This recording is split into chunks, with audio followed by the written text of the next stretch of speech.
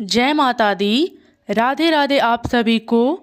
कार्तिक वदी चतुर्थी को करवा चौथ कहते हैं। इसमें गणेश जी का पूजन एवं व्रत सुहागिन स्त्रियां अपने पति की दीर्घ आयु के लिए करती हैं। तो आइए आज मैं आप सभी को करवा चौथ की कथा एवं करवा चौथ की कहानी सुनाती हूँ। आप इसे ध्यानपूर्वक सुने। बहुत समय पहले की बात है। एक साहूकार के 7 बेटे और उनकी एक बहन करवा थी। सभी सातों भाई अपनी बहन से बहुत प्यार करते थे, जहाँ तक कि वे पहले उसे खाना खिलाते और बाद में स्वयं खाते थे। एक बार उनकी बहन ससुराल से मायके आई हुई थी। शाम को भाई जब अपना व्यापार व्यवसाय बंद कर घर आए तो देखा उनकी बहन बहुत व्याकुल थी।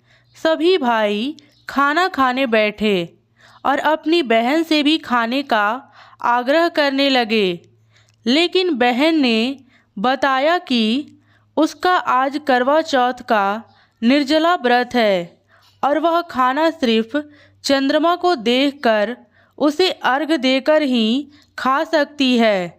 चूँकि चंद्रमा अभी तक नहीं निकला है, इसलिए वह भूख प्यास से व्याकुल हो उठी है। व्याकुल हो पृथ्वी पर मूर्छित होकर गिर पड़ी।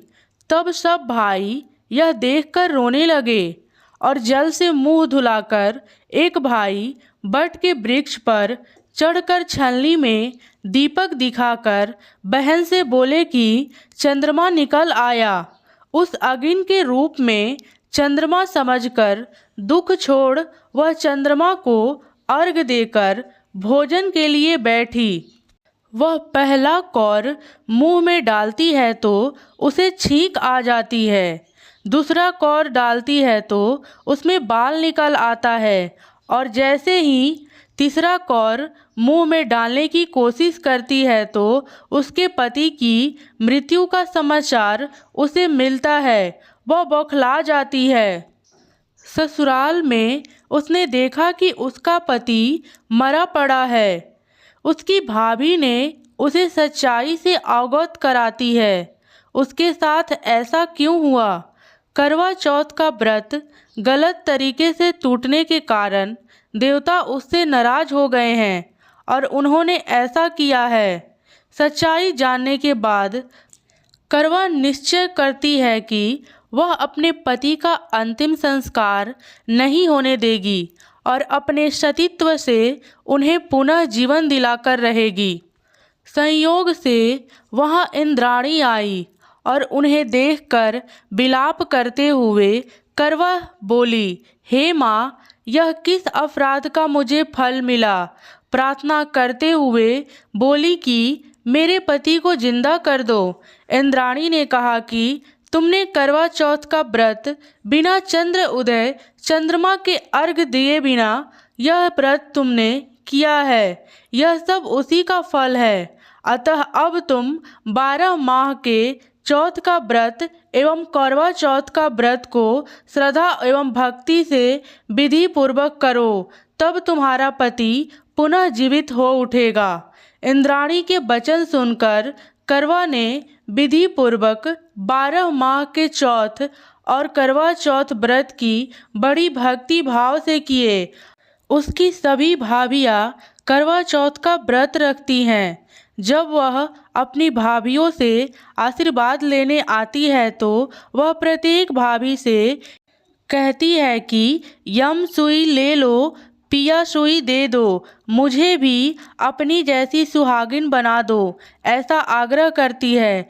लेकिन हर बार भाभी उसे अगली भाभी से आग्रह करने का कहकर चली जाती है। इस प्रकार जब 6ठे नंबर की भाभी आती है तो करवा उससे भी यही बात दोहराती है। यह भाभी उसे बताती है कि चूँकि सबसे छोटे भाई की वजह से उसका व्रत टूटा था, अतः उसकी पत्नी में यह शक्ति है कि वह तुम्हारे पति को दोबारा जीवित कर सकती है। इसलिए जब वह आए तो तुम उसे पकड़ लेना और जब तक वह तुम्हारे पति को जिंदा ना कर दे उसे नहीं छोड़ना। ऐसा कहकर वह चली जाती है। सबसे अंत में छोटी भाभी आती है। करवा ने उसे सुहागिन बनने का आग्रह करती है, लेकिन वह टाल मटोल करने लगती है। इसे देखकर करवा उन्हें जोर से पकड़ लेती है और अपने सुहाग को जिंदा करने के लिए कहती है। भाभी उसे छुड़ाने के लिए नोचती है, खसोटती है, लेकिन करवा नहीं छोड़ती है। अंत में उसकी तपस्या को देख भाभी पसीज जाती है और अपनी छोटी उंगली को चीरकर उसमें से अमृत उसके पति के मुंह में डाल देती है। करवा का पति तुरंत श्री गणेश कहता हुआ उठ बैठता है। इस प्रकार प्रभु कृपा से उसकी छोटी भाभी के माध्यम से करवा को अपना सुहाग वापस मिल जाता है और इन व्रतों के प्रभाव से उसका पति पुनः देवता सहस जीवित हो उठा। उस दिन से यह करवा चौथ मनाई जाती है और व्रत रखा जाता है। हे माता, जैसे तुमने करवा के पति की रक्षा की वैसे सबके पतियों की रक्षा करना।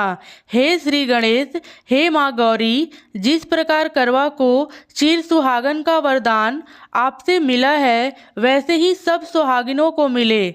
धन्यवाद। राधे राधे।